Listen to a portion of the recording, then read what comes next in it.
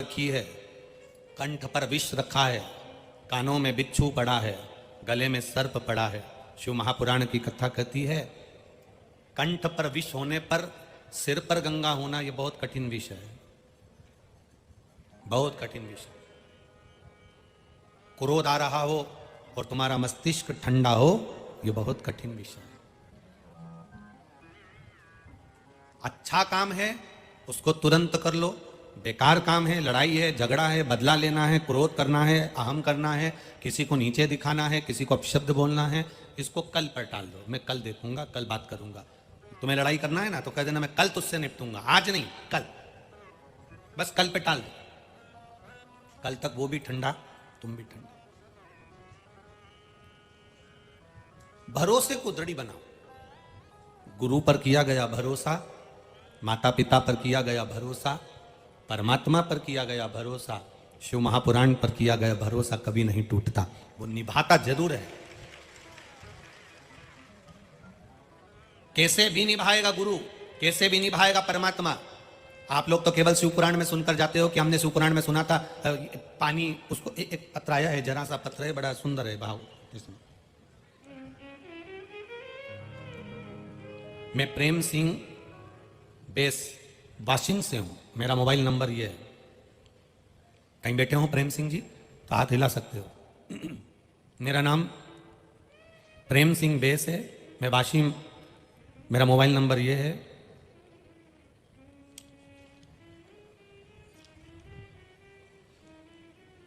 हम 5 बहनें, हम कथा पंडाल में बैठ कथा सुनते हैं और कथा सुनने आए। 3 मई को गुरुदेव, हमारी बड़ी बहन आ रही थी पर उनकी बहू की डिलीवरी हुई। 3 मई को जब बहू की डिलीवरी हुई तो बच्चा ने जन्म लेने के बाद आंख नहीं खोली। 3 तारीख निकल गई, 4 तारीख निकल गई, 5 तारीख निकल गई, 6 तारीख निकल गई, पर आंख नहीं खोली बच्चे। डॉक्टर ने कहा यदि आंख नहीं खुलती है तो ऑपरेशन करना पड़ेगा। तभी हमारी बहन रो रही थी और हमने उससे इतना सा कहा, तू क्यों रो रही है, किसी को, घर के व्यक्ति को शंकर जी के मंदिर भेज दे या कोई दूसरे को भेज दे। दीदी रो मत, शिव मंदिर में भेज, 1 लोटा जल चढ़वा। मैंने कथा में सुना है सारी समस्या का हल 1 लोटा जल चढ़वा। वो जल को ला, बच्चे की आंख में लगा। अभी हम घर नहीं आए, हॉस्पिटल में, तू लगा तो 1 लोटा जल चढ़वाना प्रारंभ करा, जल को आंखों में लगाना प्रारंभ करा। 20 मिनट के बाद, आप ही ने लिखा है क्या पत्र, आप लोगों के यहां से आया है, दोनों हाथ हिला दो ऐसा। 20 मिनट के बाद, 3 दिन से जो नेत्र नहीं खुले थे, डॉक्टर ऑपरेशन का बोल रहे थे, 20 मिनट के बाद बच्चे ने आंख खोली, केवल जल लगाते। अब ठीक है, बच्चा आंख खोल रहा है पूरा, ठीक है, बैठिए। श्री शिवाय नमस्ते। 3 दिन से जिस बच्चे ने आंख ना खोली, डॉक्टर ने सब कुछ लगा कर देख लिया, डॉक्टर सारा इलाज कर कर देख लिया, आखिरी में आंख के ऑपरेशन की बात आ गई। तब 1 लोटा जल में से जो जल महादेव को चढ़ाया, आप महादेव को जब जल चढ़ाते हो तब इस शिव पुराण पर भरोसा कर कर चढ़ाते हो कि मैंने सुना है कईयों का काम हुआ है, तेरा भी होगा। और उसके घर वालों ने तुम पर भरोसा करा और 1 लोटा जल चढ़ाकर आंख में लाकर जो लगाया, आंख 20 मिनट में खुल गई, ऑपरेशन की जरूरत ही नहीं पड़ी। जो 3 दिन से नेत्र नहीं खुले जन्म के बाद, वो नेत्र बाबा खोल दे। यहां आप आए हो कथा सुनने के लिए, और जितनी कथा आप लोग टीवी पर सुन रहे हो, मोबाइल पर सुन रहे हो, आस्था चैनल पर सुन रहे हो, पंडाल में सुन रहे हो, आप विश्वास के साथ सुनो। बार बार आपके पास भी समय नहीं कि आप पंडाल में आ सको, और बार बार हमारे पास भी समय नहीं कि हम अकोला बार बार आ सके। वो तो कहीं कोई पुण्याई होगी, बाबा की कृपा होगी, करुणा होगी तो ये कथा करवाई।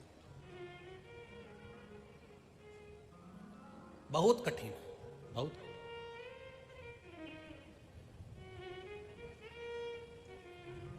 आप जब भगवान की भक्ति में डूबे तो विश्वास के साथ डूबे। गुरु पर किया गया भरोसा, माता पिता पर किया गया भरोसा, शिव महापुराण पर किया गया भरोसा, मेरे देव अधिदेव महादेव पर किया गया भरोसा, तुम्हारे मरते दम तक नहीं टूटेगा, ये विश्वास मान कर चलो, भरोसा नहीं टूटेगा।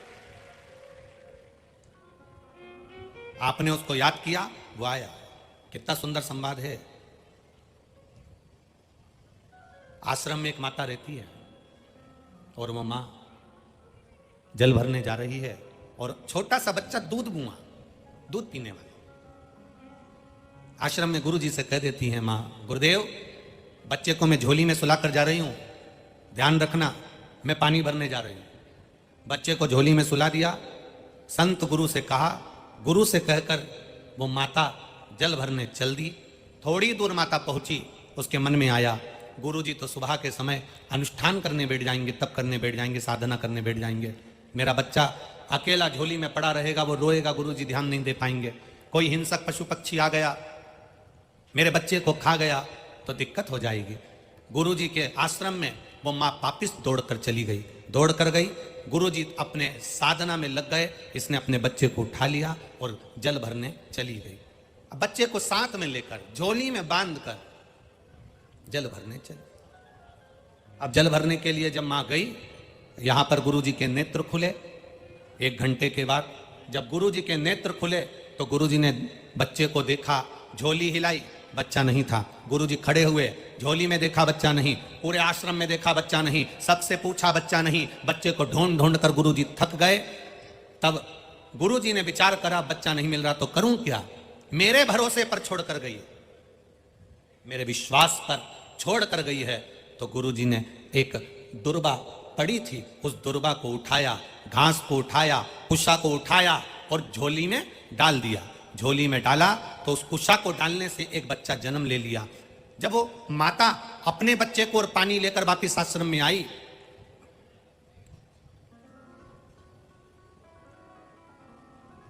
तो आते से उस माता ने उस झोली में देखा तो छोटा सा बच्चा सोया था। माता ने गुरुजी से पूछा, गुरुदेव मैं तो अपने बच्चे को लेकर चली गई थी, फिर ये झोली में बच्चा कहां से आ गया? इतने में गुरुजी ने कहा, तू मेरे विश्वास पर, मेरे भरोसे पर मुझको कहकर गई थी और मैंने जब उठकर देखा बच्चा नहीं था, इसलिए मैंने ये कुशा डालकर इस बच्चे को जन्म दे दिया। वो कोई दूसरी नारी नहीं थी, माता सीता थी, जिनके झोली में एक बेटा लव पहले था और जो कुश से पैदा हो गया उसका नाम कुश था। विश्वास, गुरु पर अगर भरोसा करा है, शिव पुराण पर भरोसा करा है तो कहीं से भी करेगा, कैसे भी करेगा। गुरु को लगा कि बच्चा नहीं है तो उन्होंने बच्चा कुश से बना दिया, दुर्बा से बना दिया, डाब से बना दिया, पर बच्चा सामने ला दिया, क्योंकि तुमने भरोसा उस गुरु पर करा है। अगर तुमने भरोसा शिव महापुराण पर करा है, भगवान शंकर की कथा पर करा है, शिव भक्ति पर करा है, जिस मंदिर में जल चढ़ाने जाते हो, 1 लोटा पानी चढ़ाने के लिए जाते हो, उस शिवलिंग पर आपने भरोसा करा है, आपने कुबेरेश्वर धाम पर भरोसा करा है, भगवान शंकर की कथा पर भरोसा करा है, महाकाल राजा पर भरोसा करा है, आपने राजराजेश्वर पर भरोसा करा है, गजानन महाराज पर भरोसा करा है, स्वामी समर्थ पर भरोसा करा है, तो तुम्हारा वो भरोसा टूटेगा नहीं, वो टूटने देंगे नहीं, ये निश्चित है। आप भरोसा दृढ़ क्यों नहीं बनाते? आप विश्वास दृढ़ क्यों नहीं करते? कई लोग आएंगे आपके पास में आकर कहेंगे हम सब कुछ कर सकते हैं, हम पर विश्वास करो, हम पर भरोसा करो। कोई आएंगे कहेंगे आपसे श्री शिवाय नमस्तुभ्यम बोलने से कुछ नहीं होगा, ये मंत्र जपो, वो मंत्र जपो, ऐसा करो, वैसा करो। तो उनसे भी कह देना, हमने शिव महापुराण की विद्येश्वर संहिता में लिखा हुआ देखा है, श्री शिवाय नमस्तुभ्यम कहने वाले का केवल मुख का दर्शन कर लिया जाता है तो हजारों अश्वमेध यज्ञ का पुण्य फल प्राप्त हो जाता है। और आप कह रहे हो कि श्री शिवाय नमस्तुभ्यम नहीं जपना चाहिए, तो शिव महापुराण की विद्येश्वर संहिता में क्यों लिख दिया? वेद व्यास जी ने क्यों वर्णन कर दिया? किस लिए वर्णन कर दिया? श्री शिवाय नमस्तुभ्यम का मतलब होता है हम भगवान शंकर को प्रणाम करते हैं, नमस्कार करते हैं, उनको प्रणाम करते हैं। और प्रणाम, नमः शिवाय का मतलब भी होता है कि हम तुम्हें नमन कर रहे हैं।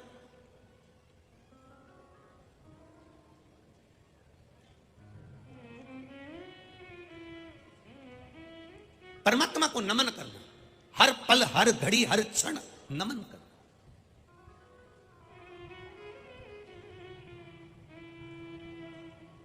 बहुओं से निवेदन है, अपने मायके जाओ ना, सास को नमन कर कर जाओ, सास तुम्हें 500 का नोट जरूर देगी, पक्का है। तुम्हें नहीं देगी तो तुम्हारे बच्चों को देगी। कहां जा रहा है नानी? क्या ले, ये 100 रुपए ले, ले ये 50 रुपए ले। बोलो जी जी सही है कि गलत है? सास देगी। आप नमन कर कर तो जाओ। आप अपनी वाणी से बार बार कहते हो श्री शिवाय नमस्तुभ्यम, श्री शिवाय नमस्तुभ्यम, श्री शिवाय नमस्तुभ्यम। जब बार बार कहते हो, बार बार उच्चारण करते हो, बार बार कहते हो, तो भगवान देवादिदेव महादेव को भी लगता है ये मुझे बार बार पुकार रहा है, मुझे बार बार नमन कर रहा है, मुझे बार बार कह रहा है। ये मेरा फर्ज बनता है कि मैं इसको कुछ ना कुछ विश्वास दृढ़ कर लो अपन। और जब तुम्हारा विश्वास दृढ़ हो जाए, जब तुम्हारा भरोसा दृढ़ हो जाए, समझो जीवन का सबसे बड़ा सुख प्राप्त हो, जीवन का सबसे बड़ा आनंद प्राप्त हो। मीरा, कर्मा, नामदेव, ध्रुव, प्रहलाद, संत तुकाराम जी, संत एकनाथ जी, संत ज्ञानेश्वर, संत श्री स्वामी समर्थ, संत श्री गजानंद महाराज, इनके पास में था क्या? इनके पास में विश्वास था। नामदेव जी को मंदिर के अंदर नहीं जाने दिया, नामदेव जी को उठाकर मंदिर के पीछे पटक दिया। अब मंदिर के पीछे ना तो कोई मूर्ति थी, ना कोई भगवान था, ना कोई पूजन का स्थान था, पर नामदेव जी मंदिर के पीछे पड़े हैं। कुछ भी नहीं था मंदिर के पीछे, केवल मंदिर के पीछे की दीवार थी, पर कुछ था नामदेव जी के पास, तो उनका विश्वास था। उन्होंने कहा ई वे विठ्ठल, ऊ वे विठ्ठल, विठ्ठल बिना भव पार नहीं। तो मंदिर का दरवाजा बदल गया, मंदिर का दरवाजा बदल गया। केवल विठ्ठल विठ्ठल विठ्ठल, विश्वास, भरोसा। कौन कहता है भगवान आते नहीं? कोई द्रौपदी की तरह बुलाते नहीं। कौन कहता है भगवान खाते नहीं? कोई शबरी की तरह खिलाते नहीं। कौन कहता है भगवान सोते नहीं? मां यशोदा के जैसे कोई लोरी सुनाते नहीं। कौन कहता है कि मेरा महादेव सुनता नहीं है? लोग कहते हैं ये पत्थर का शिवलिंग है, ये पाषाण का शिवलिंग है, ये पत्थर की मूर्ति है, ये पत्थर की मूर्ति है। हम कहते हैं दिल से पुकार कर देखना, पत्थर की मूर्ति भी सुनती है, पत्थर की मूर्ति भी श्रवण करती है। दिल से पुकार कर देखना, सुनेगा वो।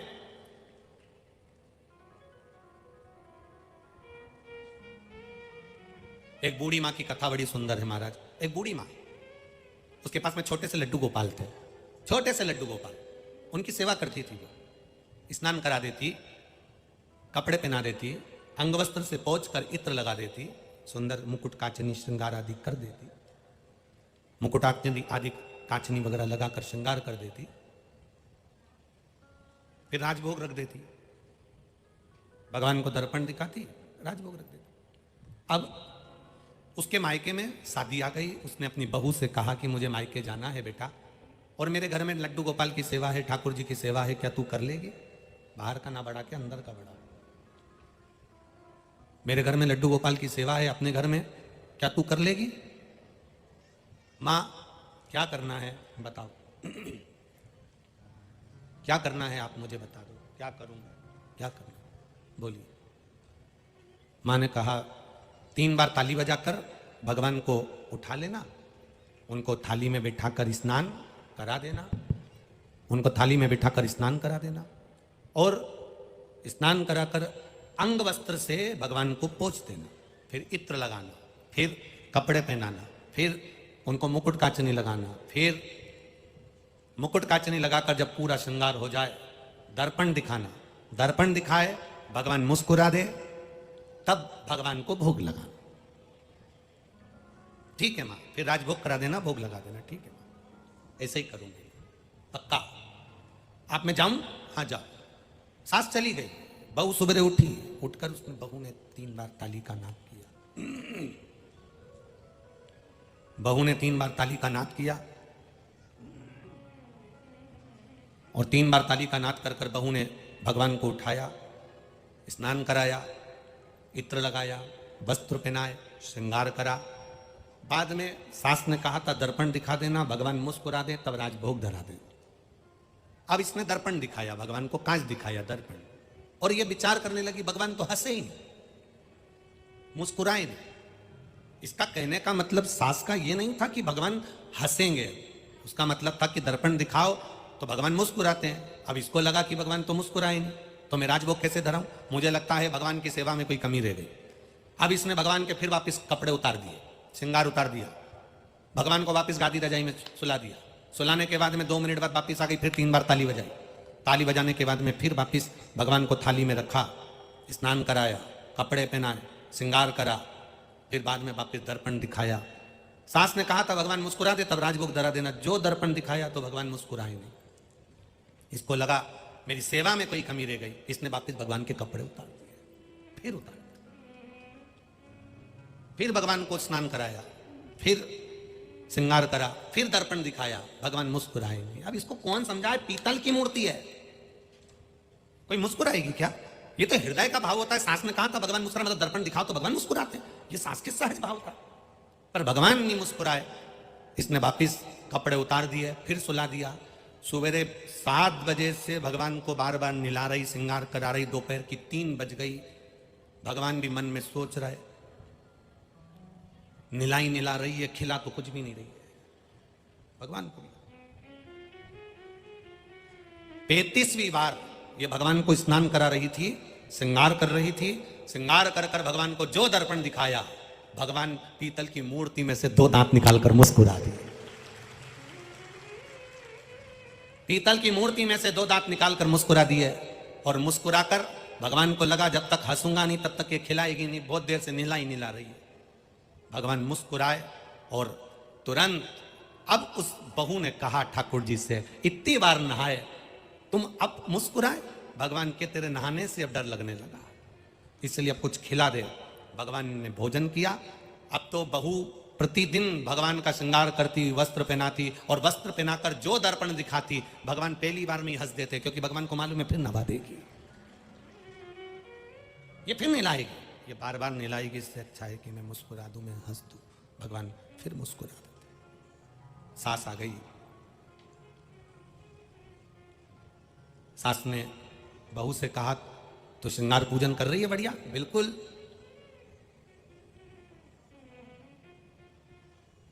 सास सच बोली कि मैं पूजन करने बैठूंगी, अब तू अपना काम कर। सास पूजन करने बैठी, भगवान को दर्पण दिखा रही थी, इतनी देर में बहू पहुंच गई। दर्पण दिखा के सास ने रख दिया और भगवान को राजभोग दे दिया। इतने में बहू ने कहा नहीं नहीं, तुम ही तो कह के गई थी भगवान मुस्कुराए तब राजभोग देना, अभी तो हंसा ही नहीं है। सास ने कहा पगली, कोई पीतल की मूर्ति हंसती है क्या? बहू कहती कैसे नहीं हंसती, तुम हटो। सास को हटा के जो बहू ने दर्पण दिखाया, भगवान फिर दांत निकाल कर हंस दिए, फिर हंसे। अब भगवान जैसे ही मुस्कुराए, सास ने बहू को गले से लगाकर कहा, री बेटा सेवा मैं भी करती हूं और सेवा तू भी करी, पर मेरा विश्वास आज भी ये पीतल की मूर्ति पीतल की ही रही, पर तेरा विश्वास इतना पक्का था कि पीतल की मूर्ति में भगवान है तो वो प्रकट भी हो गया। आपका विश्वास क्या कहता है? आपका भरोसा क्या कहता है? आपकी दृढ़ता क्या कहती है? आपका विश्वास क्या कहता है? पत्थर की मूर्ति को पत्थर की ही मानोगे तो वो पत्थर की ही रहेगी, पत्थर की मूर्ति को भगवान मान लोगे तो वो भगवान ही रहेगा। आपका विश्वास जो कहेगा, पत्थर की मूर्ति में से वो प्रकट होगा। मानो तो मैं गंगा मां हूं, ना मानो तो बहता पानी। आपका विश्वास क्या कह रहा है? इतने लोग कथा में आए हैं, एक एक व्यक्ति से कोई माइक लेकर पूछ ले कि तुम क्यों आई हो कथा में, लोग कह देंगे हमारा विश्वास है। हम जानते हैं, हम अगर कथा सुनने आए हैं, हम इतनी दूर चलकर उसके दरवाजे तक आए हैं, तो एक ना एक दिन वो भी हमारे दरवाजे तक जरूर आएगा। ये हमारा विश्वास है, ये हमारा भरोसा कर रहा है, ये हमारी दृढ़ता कर रही है, ये हमारा विश्वास कर रहा है। हम उसके दरवाजे तक पहुंचे हैं तो वो हमारे दरवाजे तक आएगा। खाली न दर से तुम्हारे मैं भी खड़ा हूं, बाह पसारी अपने हृदय लगा लो, गिरा जा रहा हो, उठा लो प्रभु अपने दर से अब तो न टालो, गिरा जा रहा हो, उठा लो। आप उसकी शरणागत आप उसकी शरणागति जब भरोसे के साथ ग्रहण करें, बढ़ाओ उसकी शरणागति आप विश्वास और भरोसे के साथ जब ग्रहण करें तो आप ये मानकर करना कि हमारा शिव हमारे साथ है, हमारा शंकर, हमारा ओघड़दानी, हमारे शिव, हमारे बाबा, हमारे भोलेनाथ हमारे साथ है। ये विश्वास होना चाहिए, ये भरोसा होना चाहिए। आप लोगों में से शिव मंदिर कितने लोग जाते हैं? जरा हाथ उठाइए। सभी जाते हो? चारों पांचों पंडाल के लोग? धर लो हाथ, वापिस रखो नीचे। क्या कहने जाते हो बाबा के? आप शिव मंदिर में जाते हो तो जो शंकर जी के मंदिर में जो देवाधिदेव महादेव बैठे हैं, जो भगवान शिव के मंदिर में भगवान देवाधिदेव महादेव विराजमान है, उसको क्या मान कर जा रहे हो? क्या कहने जा रहे हो? क्या माना आपने उसको? कौन है वो जिसके मंदिर में आप पहुंचकर भगवान देवाधिदेव महादेव के पास में जाकर एक लोटा जल समर्पित कर रहे हो? आखिर उसको आप मानते क्या? शिव महापुराण की कथा कहती है, उसको पिता मानकर,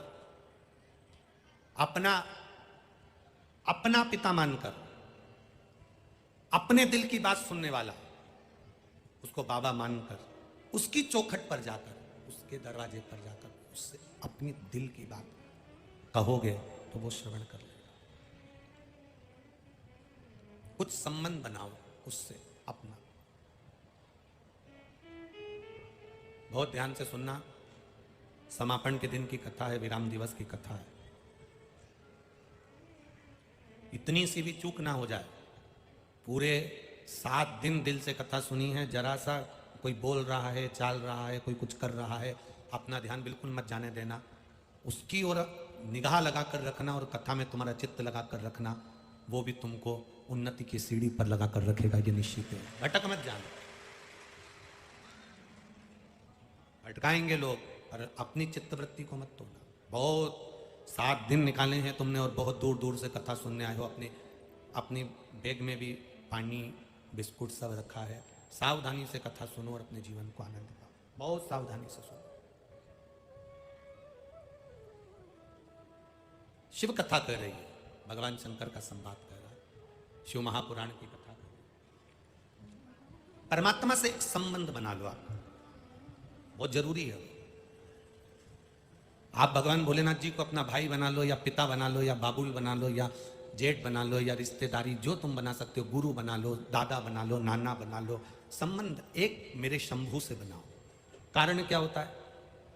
तुम मिनिस्टर से मिलने के लिए गए, आमदार खासदार से मिलने के लिए गए, तुम कोई मंत्री से मिलने के लिए गए, और तुमने जाकर दरवाजे पर आवाज लगाकर कहा, वहां पर जो दरवाजे पर द्वारपाल खड़े थे, चौकीदार खड़े थे, उनसे कहा, जाकर कह दो बिमला बाई आई है। आमदार खासदार निकल के आएगा क्या? जम के बोलो, नहीं आएगा। मंत्री तुमसे मिलेगा क्या? ऐसी बिमला बाई तो ना जाने कितनी आती रोज की। ऐसी बिमला बाई ना जाने कितनी आती रोज की। तुमने जाकर कह दिया, बोल दो शांति बाई आई है। आमदार खासदार मंत्री, चाहे मुख्यमंत्री हो चाहे कोई मंत्री हो, वो मिलने नहीं आएगा, ना मिलेगा आपसे। बाहर से ही चलो, ऐसी बिमला बाई ना जाने कितनी आती है।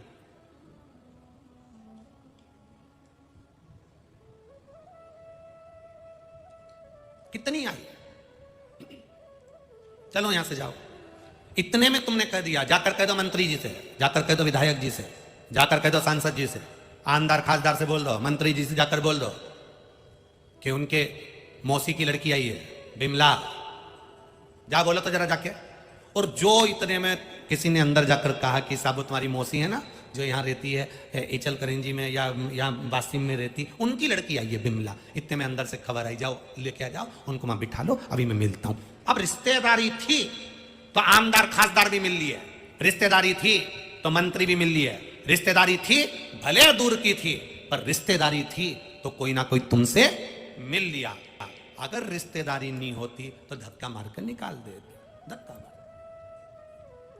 ऐसी ही रिश्तेदारी हमें हमारे बाबा से बना लेना है।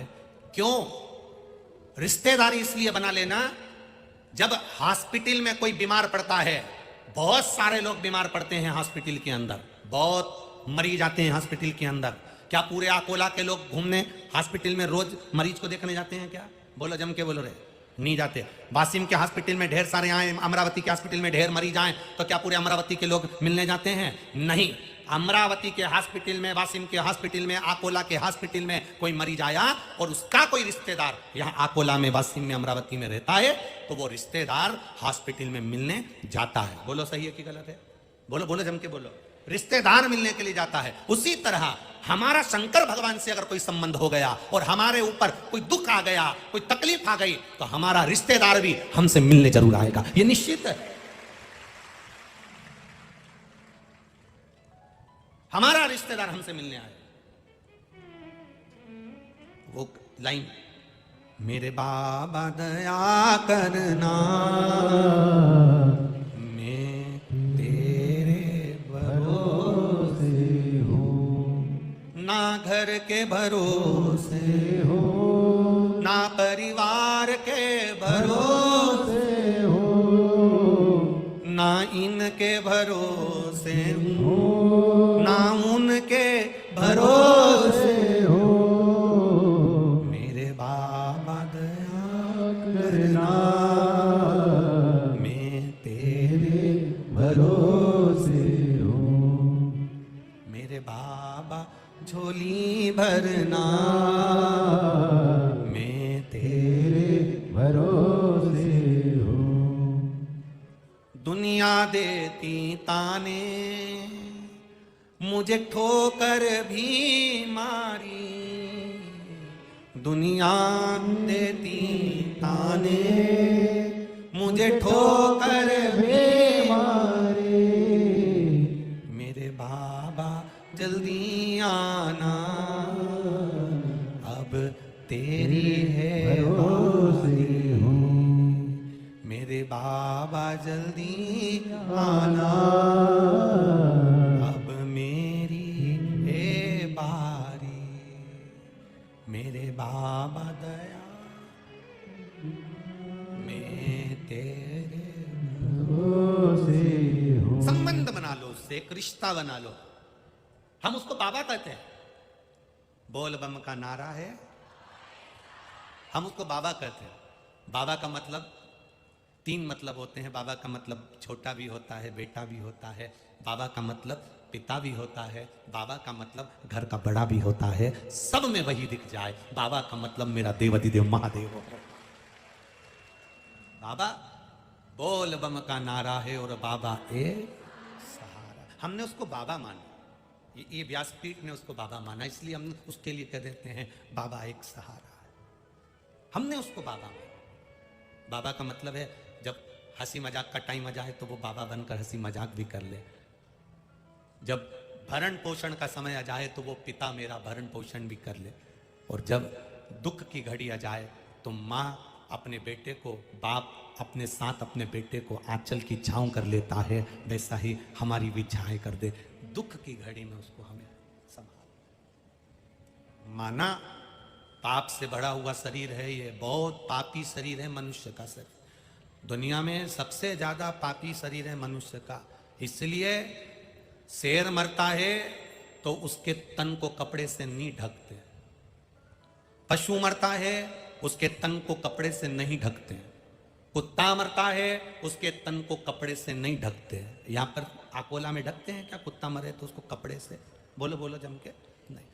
पशु पक्षी जानवर कोई भी मरे, कुत्ता मरे, भैंस मरे, जीव मरे, कोई मरे, कौवा मरे, पक्षी मरे, उसके तन को कभी कपड़े से नहीं ढका जाता। केवल एक मनुष्य मरता है तो उसको कपड़े से ढक देते हैं, क्योंकि ये इतना पाप करा होता है कि इसको खुला नहीं ढक सकते, इसको ढक कर रखा जाता है। इतना पाप मनुष्य करता है, इतना पाप करता है कि मरने के बाद इसको कपड़ा ढकना जरूर होता है। जीव जंतु पाप नहीं करते, इसलिए उन पे कपड़ा नहीं ढका जाता। कपड़ा हमेशा बुरे पे ही ढका जाता है कि कर्म बुरा करा है तो ढक के रखो। केवल मुंह खुला रखते हैं मरने वाले का, बाकी का सब ढक के रखते हैं। कर्म बेकार कर दिया, जिंदगी भर पाप करा, छल करा, कपट करा, बेईमानी करी, इधर उधर, इसको टोपी पिरा, उसको टोपी पिरा, ये कर वो कर, ना जाने कहां कहां से बटोर कर लाना, क्या शब्द कह देना, अहंकार में जी लेना, कितना आड़ा टेढ़ा कर लेना। आखिरी में मरेगा तो कपड़े से ढक दिया जाएगा। स्त्री मरे लाल कपड़े से ढक देते हैं और पुरुष मरे तो बोलो बोलो जम के, सफेद से ढक देते। ढकते जरूर है, हॉस्पिटल में मरा तो हॉस्पिटल से ढककर भेजेंगे कि तब पाप करा है इस शरीर ने, इसको ढक दो रे, कपड़े से ढक दो। जानवर पाप नहीं करता, पशु पक्षी पाप नहीं करता, वो झूठ नहीं बोलता, वो प्रपंच नहीं करता, वो छल नहीं करता, इसलिए उनको मरने पर कपड़े से नहीं ढका जाता। पर मानव इतना पाप कर जाता है कि उसको कपड़े से ढकना जरूरी होता है। ढाको, इसको ढक दो। बहुत झूठ बोला इसने, बहुत कपट करा इसने, बहुत प्रपंच, बहुत बेईमानी करी।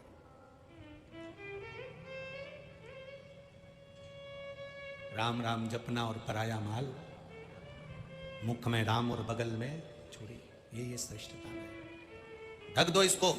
मानव के शरीर को कपड़े से ढका गया, जीव जंतु जानवर के शरीर को नहीं ढकते, क्योंकि वो पाप नहीं करता, गलत कृत्य नहीं करता। शेर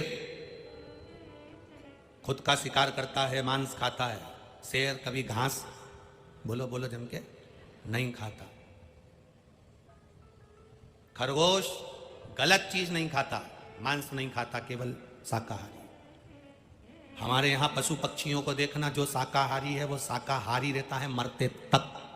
जो मांसाहारी पशु है, पक्षी है, वो मरते तक मांसाहारी रहता है। केवल एक मनुष्य ही ऐसा है, ये कभी भी कुछ भी खा जाता है, इसका ठिकाना ही नहीं है।